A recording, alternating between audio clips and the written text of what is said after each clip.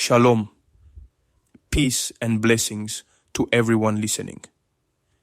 You know, before I dive further into this series, I think it's important to share a little bit about my own journey, about the path that brought me here, speaking to you today. I am Pierre-Alexandre Nisiligi, and I am a descendant of the tribe of Yehuda, Judah. That doesn't just mean I have a rich heritage. It means I'm part of a spiritual legacy that traces back to King David, or David, as most of you know him, and from there to Yahusha HaMashiach, the Lion of Yehuda himself. This legacy isn't just history to me. It's alive. It's real. It defines who I am at my core. But see, my story starts in the land of Ivory Coast, or Côte d'Ivoire as it's called today. Growing up there, I was surrounded by the Akan culture, a culture full of beauty, resilience, and depth. Back then, though, I didn't understand how much of that connected to something far greater.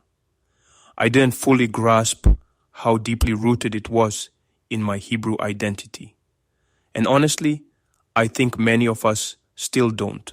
You see, the Akans, spread across places like Ivory Coast, Ghana, Togo, we are more than just a regional people.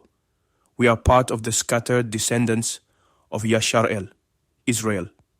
We are the sons and daughters whose ancestors were carried across oceans, renamed, and quite literally misplaced in history.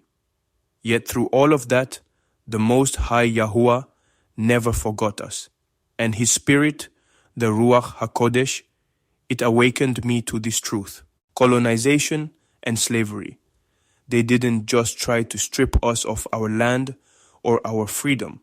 They tried to strip us of our identity, to erase the essence of who we are. And in many ways, they succeeded, at least for a time. But understanding this history, the way our past shapes the present, is so critical, because when we reclaim our identity, we don't just learn about where we come from. We remember who we were always meant to be. Throughout generations, our story, our true story, has been erased, hidden under layers of conquest, colonization, and misrepresentation. What was once clear has been covered up, rewritten, or entirely forgotten. And for many of us, the question remains, why? Why was so much effort put into making us forget who we are? You see, the descendants of Yashar'el, my people, have been told that our history started with slavery, that our story began on ships, chained and bound. But Deuteronomy 28, it wasn't just words on a page. It was a prophecy, a declaration of what would come to pass if we turned away from the covenant with Yahuwah Elohim, our Creator. What many of us don't realize is that this wasn't the end of the story. It was the beginning of a scattering. The names we used to carry, the ones that connected us to our tribes, to our truth, were stripped away. Our language, our culture, and our scriptures, the words of life, they were suppressed and replaced with things that were foreign to us. And somewhere along the way, we were told to forget the covenant, to forget the Most High, to forget Yahusha HaMashiach, the Lion of Yehuda, who came to redeem us back to the Father. But here's the thing, truth can't be destroyed. It can be buried, distorted, even denied, but it never ceases to exist.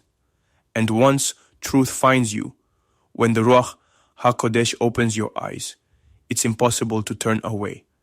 It starts to connect all the pieces of your life in ways you didn't even know were missing. For me, it began with research. Old texts, forgotten scriptures, pieces of history that didn't quite match the narrative we've been taught. And little by little, it brought me back to what was lost. It restored what was stolen. You see, the names we use, Yahuwah, Yahusha, Ruach HaKodesh, they're not just words. They're the keys to unlocking the covenant that was always meant for us. As I discovered these truths, I realized something profound. This isn't just about identity. It's about purpose. When you know who you are and whose you are, it changes everything. It empowers you, grounds you, and calls you to live out your faith in a way that stretches beyond just yourself. It's a calling for the remnant. Listen, if you've ever felt like there's something missing, like there's a void in your sense of self, in your identity, I want you to lean in right now, because this is for you. We are living in a time unlike any other. The awakening of the remnant, the scattered descendants of Yashar-El, is happening across the nations. This is a call that goes beyond borders, beyond languages, beyond the limitations this world has tried to place on us. And it's not just about recognizing who we are. It's about embracing the responsibility that comes with it.